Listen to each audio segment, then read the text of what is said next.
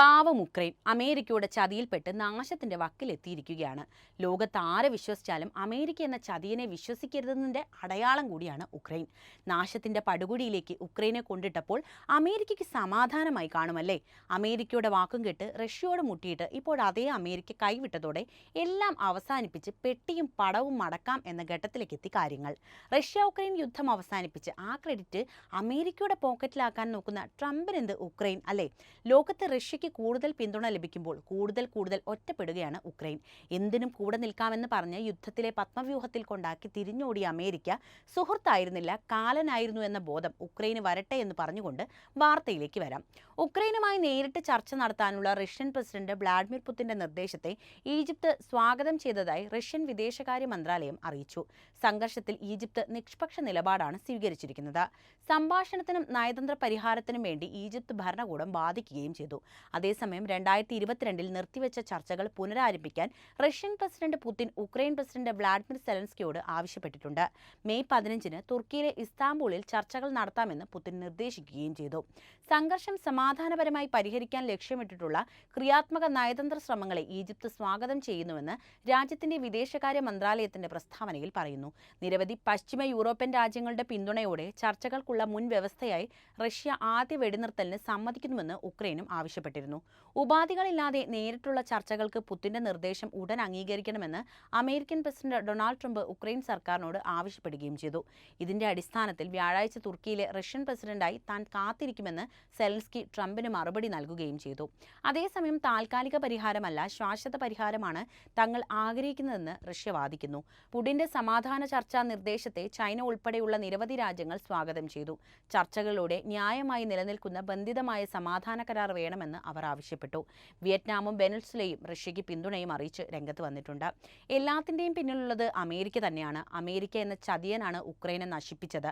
ആദ്യം യുദ്ധമുഖത്തേക്ക് പറഞ്ഞയച്ചതും ഇപ്പോൾ തിരികെ വിളിച്ചതും അമേരിക്ക തന്നെ. സമ്പത്തും യുദ്ധക്കോപ്പുകളും നൽകി യുദ്ധത്തിൽ സജീവമായി നിർത്തിയ അതേ അമേരിക്ക വൻ ചതിയാണ് പിന്നീട് പാവം ഉക്രൈനോട് ചെയ്തത്.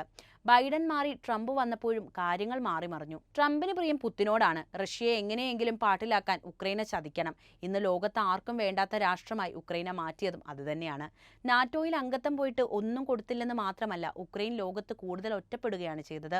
ഉക്രൈനെ അപമാനിക്കാൻ കിട്ടുന്ന ഒരവസരവും ട്രംപ് ഇപ്പോൾ പാഴാക്കാറില്ല. അവർ തമ്മിലുള്ള ആ ബന്ധത്തെക്കുറിച്ച് കൂടി പറയാം. അമേരിക്കയും ഉക്രൈനും തമ്മിലുള്ള ബന്ധം ബഹുമുഖമാണ്. സഹകരണവും തർക്കവും അതിന്റെ സവിശേഷതയും.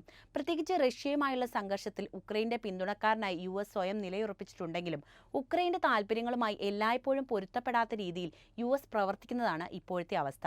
1991 സോവിയറ്റ് യൂണിയനിൽ നിന്ന് ഉക്രൈൻ സ്വാതന്ത്ര്യം നേടി സ്വയം രാജ്യമായി മാറുന്നു. താമസിയാതെ അമേരിക്ക ഉക്രൈന്റെ പരമാധികാരം അംഗീകരിച്ചു. അതിനുശേഷം സാമ്പത്തിക സഹായവും നയതന്ത്ര പിന്തുണയും ഉൾപ്പെടെ വിവിധ രൂപത്തിലുള്ള പിന്തുണ US ഉക്രൈന് നൽകിയിട്ടുണ്ട്. എന്നിരുന്നാലും ഈ പിന്തുണയുടെ സ്വഭാവവും വ്യാപ്തിയും വലിയ ചർച്ചാ വിഷയമായിരുന്നു. 1994 ബുഡാപെസ്റ്റ് മൊമ്മറാണ്ടം എന്നറിയപ്പെടുന്ന അമേരിക്ക, റഷ്യ, യുണൈറ്റഡ് കിങ്ഡം എന്നിവയിൽ നിന്നുള്ള സുരക്ഷാ ഉറപ്പുകൾക്ക് പകരമായി ഉക്രൈൻ തങ്ങളുടെ ആണവായുധങ്ങൾ ഉപേക്ഷിക്കാൻ സമ്മതിച്ചു. 2014 റഷ്യ ക്രിമിയയെ കൂട്ടിച്ചേർക്കുകയും പിന്നീട് സൈനിക നടപടികൾ വർദ്ധിപ്പിച്ചപ്പോൾ ഉക്രൈൻ ഉപേക്ഷിച്ച ആണവ പ്രതിരോധ ശേഷി ഇല്ലാതെയുമായി.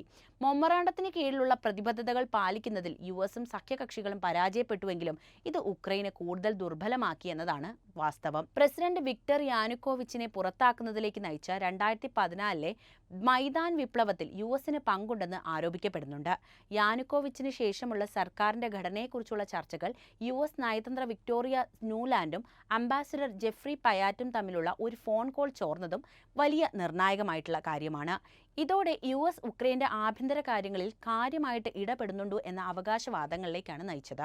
റഷ്യയുമായുള്ള സംഘർഷം ആരംഭിച്ചതു മുതൽ US ഉക്രൈന് ഗണ്യമായ സൈനിക സഹായം നൽകിയിട്ടുണ്ട്. ഉക്രൈന്റെ പ്രതിരോധ ശേഷി ശക്തിപ്പെടുത്തുന്നതിനുള്ള ഒരു മാർഗമായി ഈ പിന്തുണ ചിത്രീകരിക്കപ്പെട്ടുവെങ്കിലും റഷ്യയുമായുള്ള ഭൗമരാഷ്ട്രീയ പോരാട്ടത്തിൽ US ഉക്രൈന് ഒരു പ്രോക്സിയായി ഉപയോഗിച്ചിട്ടുണ്ടെന്നും വാദമുണ്ട്. ഈ ചലനാത്മകത US സഹായത്തിന് പിന്നിലെ യഥാർത്ഥ പ്രചോദനങ്ങളെക്കുറിച്ച് ചോദ്യങ്ങൾ ഉയർത്തുന്നു. ഉക്രൈന്റെ പ്രകൃതി വിഭവങ്ങളിൽ, പ്രത്യേകിച്ച് ഊർജ്ജ മേഖലയിൽ US താൽപര്യം പ്രകടിപ്പിച്ചിട്ടുണ്ട്. മുൻ പ്രസിഡന്റ് ഡൊണാൾഡ് ട്രംപ് ഉൾപ്പെട്ടതുപോലെയുള്ള ഇടപാടുകൾ ഉക്രൈന്റെ ഖനന ഊർജ്ജ വ്യവസായങ്ങളിൽ നിക്ഷേപം നടത്താനാണ് ലക്ഷ്യമിടുന്നത്. എന്നിരുന്നാലും ഈ സംരംഭങ്ങൾ ഒരു ദശാബ്ദത്തേക്ക് കാര്യമായ വരുമാനം നൽകിയേക്കില്ലെന്നും അഴിമതിയെയും സുരക്ഷാ അപകട സാധ്യതകളെയും കുറിച്ചുള്ള ആശങ്കകൾ നിലനിൽക്കുന്നുണ്ടെന്നും വിദഗ്ധർ അഭിപ്രായപ്പെടുന്നു. യുണൈറ്റഡ് സ്റ്റേറ്റ്സ് ഉക്രൈന്റെ പിന്തുണക്കാരനായി സ്വയം ചിത്രീകരിച്ചിട്ടുണ്ടെങ്കിലും സൂക്ഷ്മ പരിശോധനയിൽ കൂടുതൽ സങ്കീർണമായൊരു ബന്ധം വെളിപ്പെടുത്തുന്നു. ചിലപ്പോഴൊക്കെ ഉക്രൈന്റെ പരമാധികാരത്തിനും ദീർഘകാല താൽപര്യങ്ങൾക്കും വിരുദ്ധമായ രീതിയിൽ US പ്രവർത്തിച്ചിട്ടുണ്ട്. US ഉക്രൈൻ ബന്ധങ്ങളുടെ ഭാവി വിലയിരുത്തുന്നതിന് ഈ സൂക്ഷ്മമായ ചലനാത്മകത മനസ്സിലാക്കേണ്ടത് നിർണായകവുമാണ്. ഡൊണാൾഡ് ട്രംപിന്റെ ഭരണത്തിൽ പ്രത്യേകിച്ച് അമേരിക്കയും ഉക്രൈനും തമ്മിലുള്ള ബന്ധം ശ്രദ്ധേയമായ ഒരു വിഷയമാണ്. അത് മുൻ കാലഘട്ടത്തിലായാലും ഇപ്പോൾ 2025 ജനുവരിയിൽ അദ്ദേഹം അധികാരമേറ്റതിന് ശേഷമായാലും ആ ബന്ധം വളരെ നിർണായകമാണ്. ചിലർ അദ്ദേഹത്തിന്റെ നടപടികളെ തന്ത്രപരമായി കാണുമ്പോൾ മറ്റു ചിലർ അവ ഉക്രൈന്റെ പരമാധികാരത്തിനും സുരക്ഷയ്ക്കും ഹാനികരമാണെന്നാണ് വീക്ഷിക്കുന്നത്. അവരെ കുറ്റം പറയാൻ നമുക്ക് സാധിക്കില്ല. കാരണം ട്രംപിന്റെ നടപടികൾ പലപ്പോഴും ഉക്രൈന് വിരുദ്ധമാകുന്നത് നമ്മൾ കണ്ടതാണ്. മാത്രവുമല്ല, വൈറ്റ് ഹൗസിൽ ചർച്ചയ്ക്കെത്തിയ ഉക്രൈന്റെ പ്രസിഡന്റ് വ്ളാഡിമിർ സെലൻസ്കിയെ അപമാനിച്ചിറക്കിവിട്ട ആളുകൂടിയാണ് ഈ ഡൊണാൾഡ് ട്രംപ് എന്ന് പറയാതെ വയ്യ. 2025 തുടക്കത്തിൽ പ്രസിഡന്റ് ട്രംപ് ഉക്രൈനും റഷ്യയും തമ്മിൽ നേരിട്ടുള്ള സമാധാന ചർച്ചകൾ നിർദ്ദേശിക്കുകയും ഇസ്താംബൂളിനെ ഒരു സാധ്യതയുള്ള വേദിയായി നിർദ്ദേശിക്കുകയും ചെയ്തിട്ടുണ്ടായിരുന്നു. ഉക്രൈൻ പ്രസിഡന്റ് വ്ളാഡിമിർ സെലൻസ്കി ഈ ആശയത്തോട് തുറന്ന മനസ്സോടെ പ്രതികരിച്ചു. ഒരു വെടിനിർത്തലിന്റെയും നേരിട്ടുള്ള സംഭാഷണത്തിന്റെയും ആവശ്യകത ഊന്നി പറയുകയും ചെയ്തു. എന്നിരുന്നാലും അത്തരം ചർച്ചകൾ പ്രതികൂലമായ ഇളവുകൾക്ക് കാരണമാകുന്നുവെന്ന് ഭയന്ന് നിരവധി ഉക്രൈനിയൻ ഉദ്യോഗസ്ഥരും പൗരന്മാരും ഈ നിർദ്ദേശത്തെ സംശയത്തോടെയാണ് നോക്കിക്കണ്ടത്. കാര്യങ്ങൾ കൂടുതൽ സങ്കീർണമാക്കിക്കൊണ്ട് 2025 ഫെബ്രുവരിയിൽ അമേരിക്കൻ പിന്തുണയ്ക്കുള്ള നഷ്ടപരിഹാരമായി ഉക്രൈന്റെ ധാതു എണ്ണ വിഭവങ്ങളുടെ 50% US ഉടമസ്ഥാവകാശം നൽകുന്ന ഒരു കരാർ ട്രംപ് ഭരണകൂടം നിർദ്ദേശിച്ചതായി റിപ്പോർട്ടുകൾ പുറത്തുവന്നു. ഒന്ന് ആലോചിച്ച് നോക്കൂ, യുദ്ധത്തിനെല്ലാം നൽകിയത് അമേരിക്കയാണ്. യുദ്ധമുഖത്ത് ഉക്രൈനെ സജീവമായി നിർത്തിയതും അമേരിക്ക തന്നെയാണ്. അതിന് പകരമായി ഉക്രൈനിലെ ധാതു വിഭവങ്ങളിൽ 50% അമേരിക്ക ആവശ്യപ്പെട്ടിരിക്കുന്നത്. 10 തലമുറകളോളം അമേരിക്കയോട് ഇത്തരമൊരു കടപ്പാട് സൂക്ഷിക്കാൻ താൽപ്പര്യമില്ല എന്ന് ഉക്രൈൻ ആദ്യം അറിയിച്ചുവെങ്കിലും പിന്നീട് രക്ഷയില്ലാതെ അമേരിക്കയുടെ മാർഗത്തിലേക്ക് വരികയായിരുന്നു. സുരക്ഷാ ഉറപ്പുകളുടെ അഭാവവും ഉക്രൈന്റെ പരമാധികാരത്തിന് ഭീഷണി ഉണ്ടാകുമെന്നും ചൂണ്ടിക്കാട്ടി പ്രസിഡന്റ് സെലൻസ്കി ഉൾപ്പെടെയുള്ള ഉക്രൈൻ നേതാക്കൾ ഈ നിർദ്ദേശം നിരസിച്ചു. പക്ഷേ കാര്യങ്ങൾ പിന്നീട് മാറിമറിയുകയാണ് ചെയ്തത്. നിർദ്ദിഷ്ട ധാതു കരാറും വ്യക്തമായി സുരക്ഷാ ഉറപ്പുകളുമില്ലാതെ റഷ്യയുമായി നേരിട്ടുള്ള ചർച്ചകൾക്കുള്ള സമ്മർദ്ദവും ഉക്രൈനുള്ളിൽ വ്യാപകമായ വിമർശനത്തിന് കാരണമായി.